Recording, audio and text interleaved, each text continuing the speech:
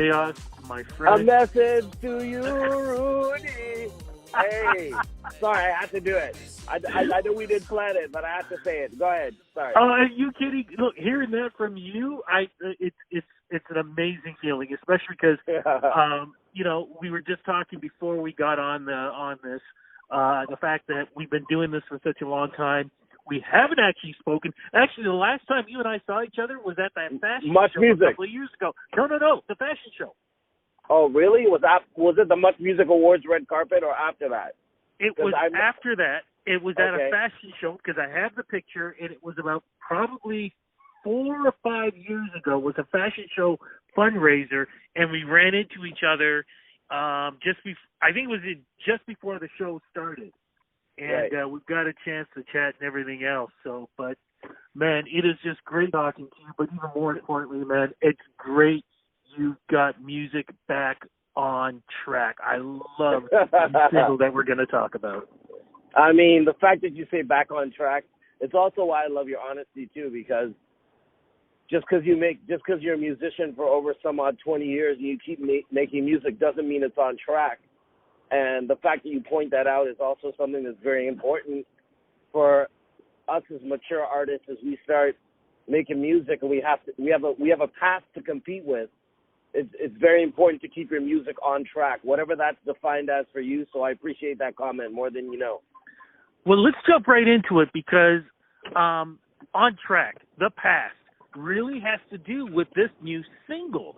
Before you even say the name of it, it's something that you actually, you rediscovered this track, correct? I did. How did the process go? Talk about the process of this. Well, one of the things when I first met Prince, I had a conversation with him, and one of the things he said during the convo was, "So do you have a vault?" And I said, "Excuse me, what's a vault?" He's like, "All musicians should have a vault."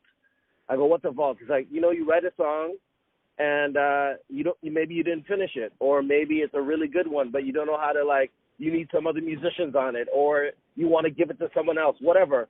You have when you have those songs, you should put them in a vault in a special place so that you know that they're special songs.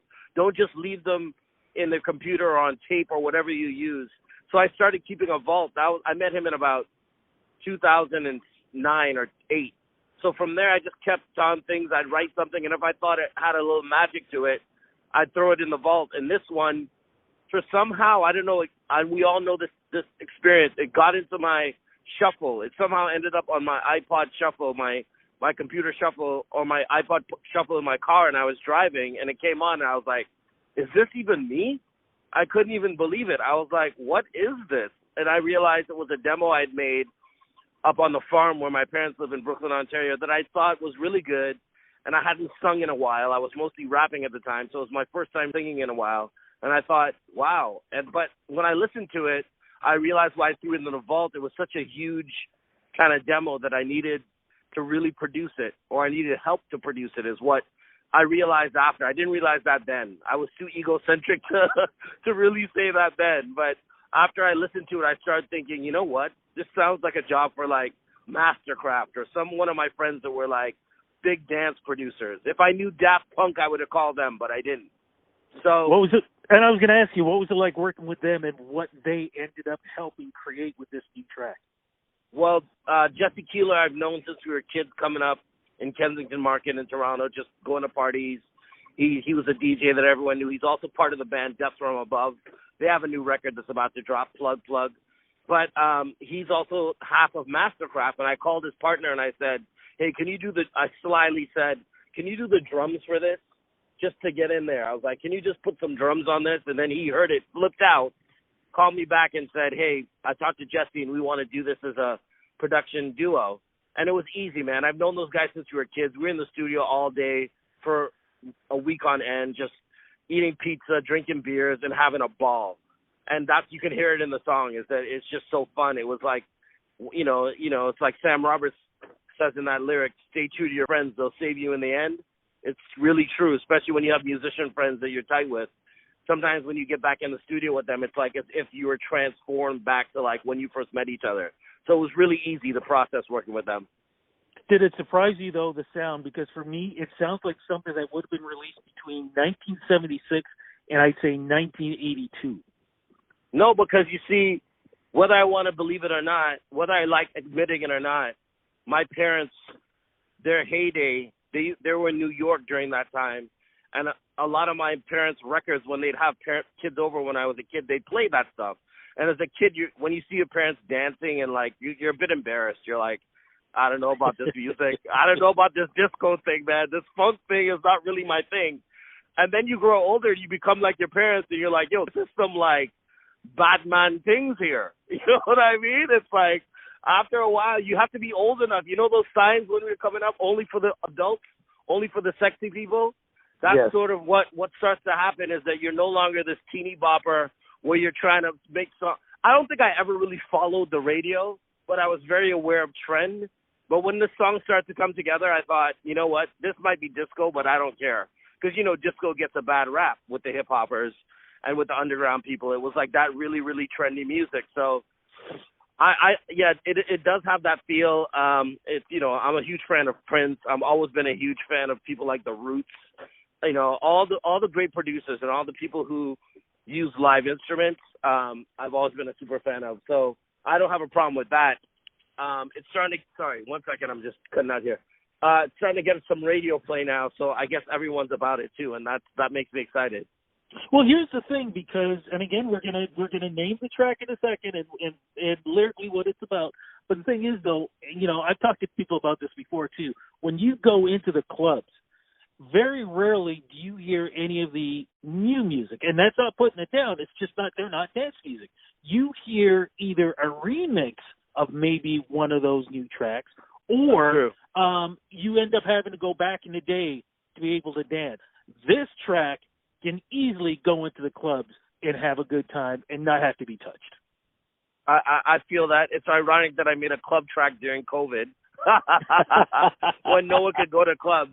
I mean, I had this track called Superstar Part Zero that came out. It was one of the first kind of things that got played on BET in America. And that, I remember distinctly in the early 2000s, people would call me from LA, my friends, after a club, because the cell phones weren't the thing you had on your hip. But after the club, they'd call me at 2 a.m. being like, yo, your song came out at this club in LA tonight, and everyone went off to it.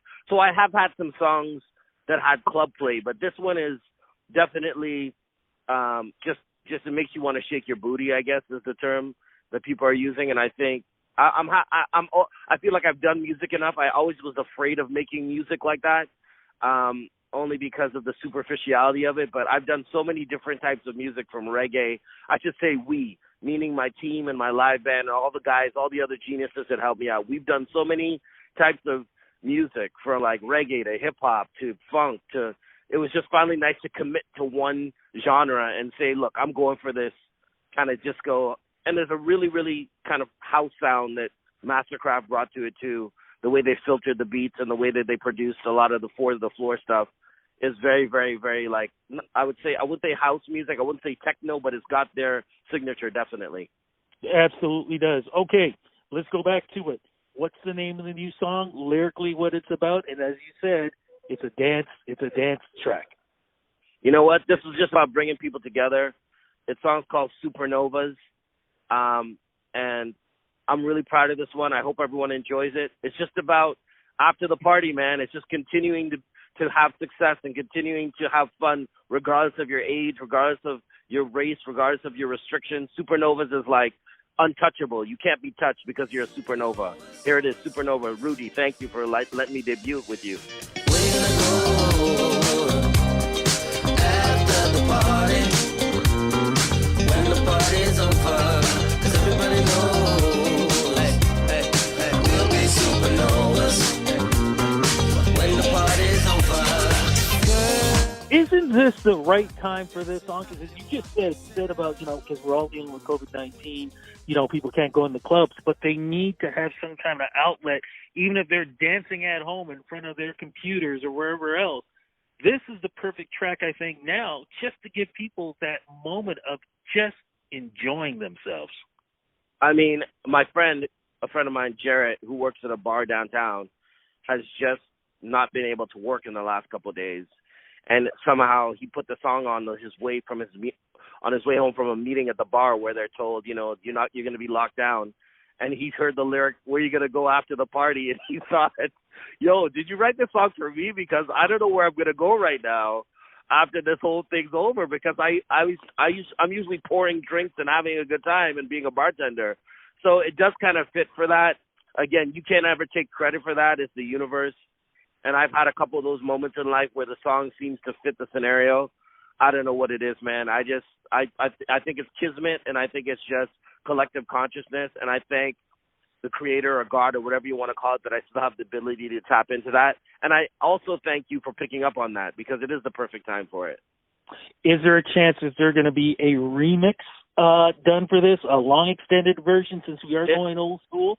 Yes, my friend of mine who works at Spotify, who won't be named, hit me up, called me yesterday. He's like, "What about a remix for this? You need to really go on a remix." So once again, Rudy, your wavelength is on point, because I'm already thinking that way. We're just trying to figure out who's it going to be.